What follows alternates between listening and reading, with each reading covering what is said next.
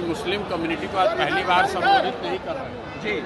आज हम लोग जो मुस्लिम साथी जन स्वराज से पहले से जुड़े हुए हैं, ज़्यादातर उन साथियों के साथ संवाद था और संवाद बस इस बात के लिए था कि हम लोग मुस्लिम समुदाय का जो एक सवाल था कि मुस्लिम समुदाय तो पूरी तरीके से हम लोग जन स्वराज के साथ चलना चाहते हैं, हम लोग के अलावा कौन साथ में है।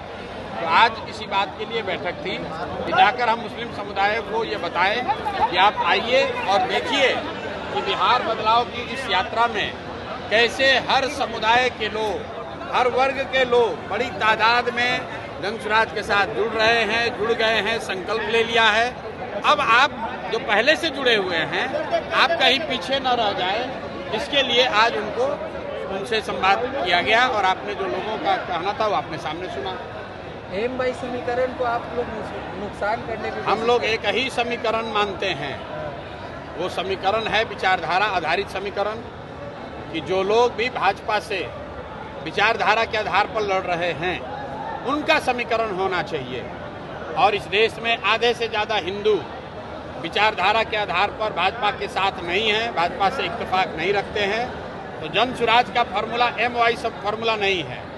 जन स्वराज का फार्मूला ये है कि जो भी हिंदू, जो आधे से ज़्यादा हैं, जो विचारधारा के आधार पर गांधी, बाबा साहब अम्बेडकर, लोहिया, जयप्रकाश विचारधारा के मानने वाले हिंदू जो भाजपा से लड़ रहे हैं, वो मुसलमानों के साथ मिलकर सामाजिक राजनीतिक गठजोड़ बनाएं।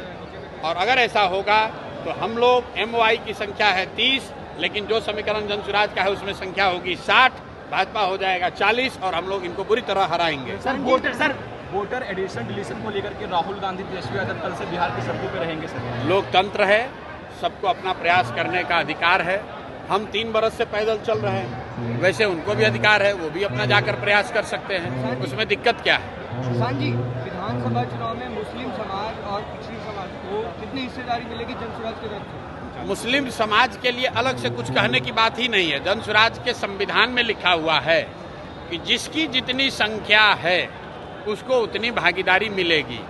मुसलमानों को भी अलग से मांगने की जरूरत नहीं। अगर मांगने की जरूरत पड़ जाए तो फिर जन स्वराज और दूसरे दल में फर्क क्या है।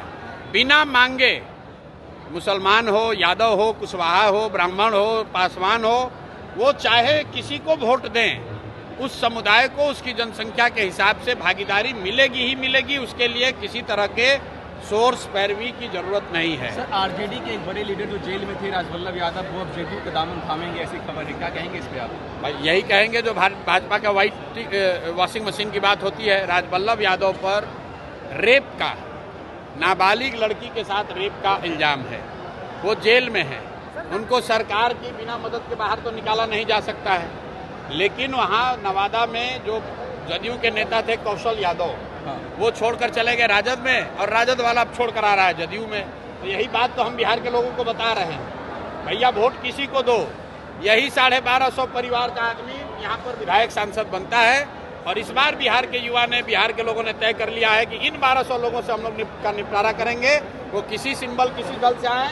इस बार जनता बदलाव चाहती है, अपने बच्चों के लिए शिक्षा और रोजगार चाहती है। मैंने यहाँ मुसलमानों को क्या कहा कि आप अपनी हक की बात मत करो। गांधीवाद ये है कि जब मुसलमानों की सुरक्षा की चिंता हिंदू करे और हिंदुओं की भलाई की चिंता मुसलमान करे, ये गांधी सिखाते हैं। मुसलमानों को अगर अपनी सुरक्षा के लिए बात करनी पड़े तो फिर राजद और जन स्वराज में फर्क क्या है। आपको अपना हक मांगने के लिए यहाँ आवाज नहीं उठानी है।